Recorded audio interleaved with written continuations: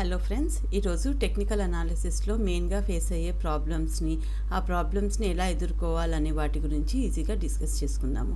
So technical అనాలిసిస్లో ఏవైతే common problems ఉంటాయో వాటిని మనం ఇక్కడ డిస్కస్ చేస్తున్నాము. సో ఫస్ట్ క్వశ్చన్ మన మైండ్లో వచ్చేది, టెక్నికల్ అనాలిసిస్ అసలు చేయాలా వద్దా? ఒక్కోసారి మనకి ఏమనిపిస్తుంది అంటే టెక్నికల్ అనాలిసిస్ చాలా బాగా పనిచేస్తుంది అనేసి, ఒక్కోసారి అస్సలు వర్క్ చేయట్లేదు, ప్రతి స్ట్రాటజీ ప్రతి సెటప్ అనేది ఫెయిల్ అవుతుంది. ఇలా మోస్ట్ కామన్ ప్రాబ్లమ్స్ అన్నిటిని మనం ఇక్కడ డిస్కస్ చేసుకుందాము.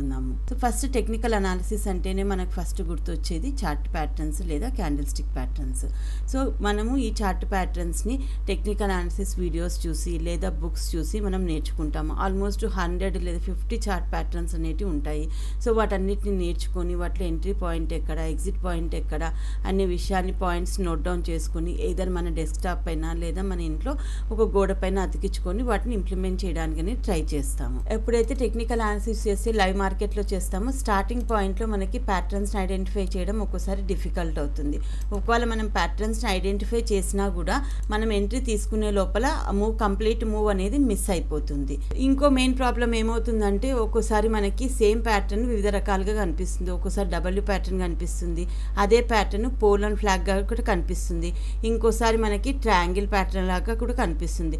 సో మనం కన్ఫ్యూజ్ అయిపోతాం, ఇది ఏ ప్యాటర్న్ ఫామ్ అయింది, ఏ ప్యాటర్న్ ప్రకారంగా రూల్స్ ప్రకారంగా మనం ఎంట్రీ తీసుకోవాలనేసి. ఇంకో మెయిన్ ప్రాబ్లం ఏమవుతుందంటే ఈ ప్యాటర్న్ ఐడెంటిఫై చేసిన తర్వాత కూడా మనము ఎక్కడ ఎంట్రీ తీసుకోవాలనే రూల్స్ని మనము మర్చిపోతాము. మనం రాసుకున్న మెటీరియల్స్ని లేదా వాటిని మనము రీడ్ చేసి మళ్ళీ ఎంట్రీ తీసుకోవడానికి ట్రై చేస్తాం. ఈ లోపల కంప్లీట్ మార్కెట్ మూవ్ అనేది వెళ్ళిపోతుంది. సో దీనికి మెయిన్ సొల్యూషన్ వచ్చేసి మనకి top down approach. Top down approach అంటే higher time frame to lower time frame analysis. Higher time frame to lower time frame analysis అంటే ఏంటిదంటే మనము ఈ ప్యాటర్న్స్ని సపోజ్ ఇంట్రాడే ట్రేడింగ్ చేస్తున్నామంటే ముందు రోజే మనకి ఏదైనా ఒక చార్ట్లో ఏదర్ 4 అవర్స్ టైం ఫ్రేమ్లో లేదా 125 మినిట్స్ టైం ఫ్రేము లేదా 75 minutes time frame higher time ఫ్రేమ్లో ఈ ప్యాటర్న్స్ అనేటివి మనము ఐడెంటిఫై చేయాలి. ఐడెంటిఫై చేసిన ప్యాటర్న్స్ని లోవర్ టైం ఫ్రేమ్లో లైక్ 5 మినిట్స్లో 3 మినిట్స్లో ఈ ప్యాటర్న్స్ని మనము ఎంట్రీ తీసుకోవాలి. సో అప్పుడైతే మనకి ఈ ప్యాటర్న్ స్టార్టింగ్ పాయింట్లోనే లోలో మనకి ఎంట్రీ అనేది దొరుకుతుంది. Second important problem in technical analysis. Technical analysis చాలా పెద్ద సిలబస్ ఉంటుంది. Thousands or 100 types of indicators ఉంటాయి అండ్ ఆల్మోస్ట్ 500 స్ట్రాటజీస్ ఉంటాయి. యూట్యూబ్ ఓపెన్ చేసినామంటే ఎవ్రీడే ఏదో ఒక స్ట్రాటజీ అనేది వస్తుంది. మనం ఏం చేస్తాము, ఈరోజు ఈ ఇండికేటర్ని యూస్ చేస్తాము, ఇండికేటర్ని యూస్ చేసి లేదా రేపు వేరే ఇండికేటర్ని యూస్ చేస్తాం లేదా స్ట్రాటజీస్ యూస్ చేస్తాము. మనం కన్ఫ్యూజ్ అయిపోతాం ఎగ్జాక్ట్గా మనం ఏ స్ట్రాటజీ లేదా ఏ ఇండికేటర్ని యూస్ చేయాలి అనేసి. సో దీనికి సొల్యూషన్ వచ్చేసి stick to the one trading plan or trading method. ఇది ఎలా ఐడెంటిఫై చేయాలంటే మనకి మన మైండ్ సెట్కి ఏది ఐడెంటిఫై ఏ దాంట్లో మనం కంఫర్టబుల్లో ఫస్ట్ ఐడెంటిఫై చేయాలి. లైక్ సపోజ్ మూవింగ్ యావరేజెస్ చూసుకుందాం. ఇండికేటర్స్లో ఈ మూవింగ్ యావరేజెస్ డిఫరెంట్ టైం పీరియడ్కి ఉంటాయి. లైక్ 20 మూవింగ్ యావరేజెస్ లేదా 44 మూవింగ్ యావరేజెస్, 200 మూవింగ్ యావరేజెస్, ఇలా డిఫరెంట్ మూవింగ్ యావరేజెస్ ఉంటాయి. సో ఈ 20 మూవింగ్ యావరేజెస్ అంటే ఏంటిది, 20 క్యాండిల్స్ని యావరేజ్ ప్రైస్ని ఐడెంటిఫై చేసి అప్పుడు మనకి మూవింగ్ యావరేజెస్లో ఒక పాయింట్ అనేది వస్తుంది. ఆ పాయింట్స్ జాయిన్ చేసుకుంటూ వస్తే మనకు ఒక కర్వ్ లాగా వస్తుంది. అదే మూవింగ్ యావరేజెస్ లాగా మనకు కనిపిస్తుంది. సమ్ ఇండికేటర్స్ ఏమవుతాయంటే లీడింగ్ ఇండికేటర్స్ ఉంటాయి, సమ్ ఇండికేటర్స్ లాగింగ్ ఇండికేటర్స్ ఉంటాయి. నేను ఇక్కడ ఇండికేటర్స్ వర్క్ చేయవు అని చెప్పట్లేదు, ప్రతిదీ మార్కెట్లో వర్క్ చేస్తుంది. బట్ ఆ వర్క్ చేసేది మనకి సెట్ అవుతుందా లేదా అనే విషయాన్ని మనం ఇక్కడ ఐడెంటిఫై చేసి ఆ వన్ మెథడ్నే మనము ఇంప్లిమెంట్ చేసుకోవాలి. అలాగే మామూలుగా ట్రేడర్స్ మెంటాలిటీ ఏముంటుందంటే మన టెక్నికల్ అనాలిసిస్ ఎంత కాంప్లికేటెడ్ ఉంటుందో మనకి మార్కెట్లో అంత ఎక్కువ మనీ వస్తుంది అనేసి. అది చాలా రాంగ్ అండి. టెక్నికల్ అనాలిసిస్లో మన అనాలిసిస్ లేదా మన ట్రేడింగ్ ప్లాన్ ఎంత సింపుల్గా ఉంటుందో అప్పుడే మనకి మార్కెట్లో ఎస్పెషల్లీ టెక్నికల్ అనాలిసిస్లో ప్రాఫిట్స్ అనేటివి వస్తాయి. ఈరోజు ఒక మెథడ్ని యూస్ చేసాము, సపోజ్ అది వర్క్ చేయలేదు, 2-3 డేస్ యూస్ చేసాం, వర్క్ చేసింది, ఆ తర్వాత వర్క్ చేయడం లేదు, నెక్స్ట్ వేరే మెథడ్కి వెళ్ళడము, అలాంటి తప్పులు చేయకూడదు. ఒక మెథడ్ని మనం ఫస్ట్ ఐడెంటిఫై చేసి దాన్ని బ్యాక్ టెస్ట్ చేయాలి. బ్యాక్ టెస్ట్ చేసి ఎన్నిసార్లు ఇది సక్సెస్ అవుతుంది, ఎన్నిసార్లు ఫెయిల్ అవుతుంది, సో ఫెయిల్ అయినప్పుడు ఎందుకు ఫెయిల్ అవుతుంది, సో ఈ ఫెయిల్ అయినప్పుడు ఇలాంటి కండిషన్ మార్కెట్లో వస్తే మనం మినిమం లాస్ తోటి లేదా మినిమం ప్రాఫిట్ తోటి మార్కెట్ నుంచి ఎగ్జిట్ అనేది అవ్వాలి. కామన్ ప్రాబ్లం టెక్నికల్ అనాలిసిస్ చేసే వాళ్ళకి వచ్చేది వాళ్ళ మైండ్లో ఒక అపోహ అనేది ఉంటుంది. ఏంటిది, ఈ టెక్నికల్ అనాలిసిస్ అనేది అస్సలు వర్క్ చేయదనేసి. బట్ అది రాంగ్ అండి. సపోజ్ నేను ఒక ఎగ్జాంపుల్ చెప్తాను. మన ఇంట్లో ఏదైనా ఒక అప్లయన్స్ ఉంది లైక్ ఫ్రిడ్జ్. సో దాన్ని మనము 10 టైమ్స్ ఆన్ ఆఫ్ చేసాము. సో ఆ 10 టైమ్స్లో 10 టైమ్స్ ఇది సక్సెస్ అయింది అనుకో, అప్పుడు ఏమనిపిస్తుంది, మన దగ్గర ఉన్న అప్లయన్స్ అనేది వర్క్ చేస్తుంది అనేసి. సపోజ్ ఈ 10 టైమ్స్లో only 6 times or 5 times success అయింది, లేదా మిగతా టైమ్స్ ఫెయిల్ అయింది, 4 టైమ్స్ ఫెయిల్ అయింది, అప్పుడు ఏమనిపిస్తుంది, దీంట్లో ఏదో ప్రాబ్లం ఉందనేసి. సేమ్ టెక్నికల్ అనాలిసిస్ కూడా అలాగేనండి. ఏ టెక్నికల్ అనాలిసిస్ లేదా ఏ ఇండికేటర్ ఏది 100% మార్కెట్లో వర్క్ చేయదు, ఇది ఫ్యాక్ట్. మీరు ఇది మైండ్లో బాగా గుర్తుపెట్టుకోవాలి. ఏదైనా మనం యూజ్ చేసే స్ట్రాటజీ సపోజ్ 10 టైమ్స్లో 7 టైమ్స్ సక్సెస్ ఇస్తుంది అండ్ 3 టైమ్స్ ఫెయిల్ అవుతుంది అనుకో, ఎప్పుడైతే మనకి సక్సెస్ వచ్చిందో అప్పుడు మనము బిగ్ ప్రాఫిట్స్కి ట్రై చేయాలి. ఓకే, మన విన్నింగ్ రేట్ అనేది ఎక్కువగా ఉండాలి ప్రాఫిట్స్ తీసుకోవడంలో.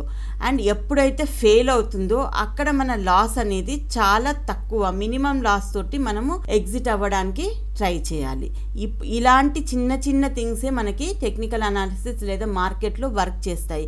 ఎందుకంటే మార్కెట్లో ప్రతిసారి బిగ్ మూవ్స్ అనేటివి వస్తాయి. వీక్లో ఒక 2-3 డేస్ అనేది కంప్లీట్గా మంచి మూవ్స్ అనేటివి మార్కెట్లో ఉంటాయి. సో ఆ 2-3 డేస్లో మనం మ్యాక్సిమం ప్రాఫిట్ అనేది గెయిన్ చేసుకోవడానికి ట్రై చేయాలి.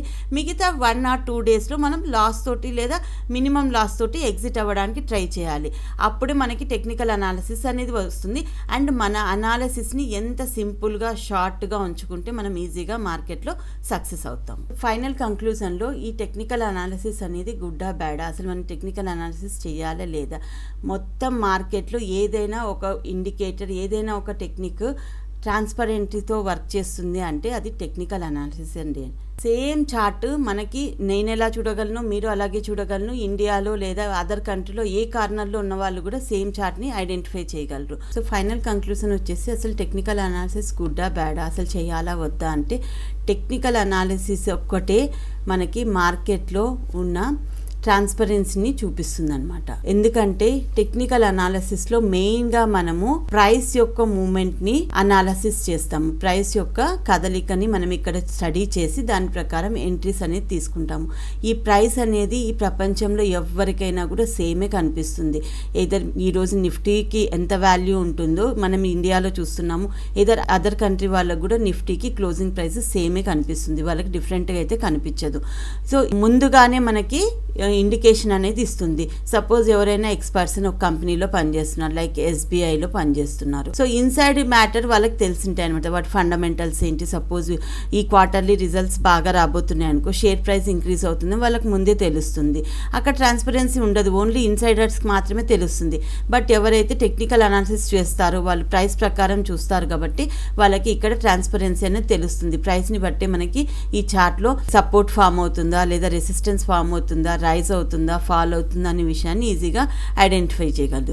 ఫర్ ఎగ్జాంపుల్ ఇది బ్యాంక్ నిఫ్టీ యొక్క చార్ట్. ఇప్పుడు ఇక్కడ చూసామంటే మనకి ఇక్కడ చూసాం ఇన్వర్టెడ్ హ్యామర్ ఫామ్ అయింది. సో ఇన్వర్టెడ్ హ్యామర్ సింబల్ ఏంటిది, ఇక్కడ మనకి సెల్లింగ్ ప్రెజర్ అనేది వచ్చింది.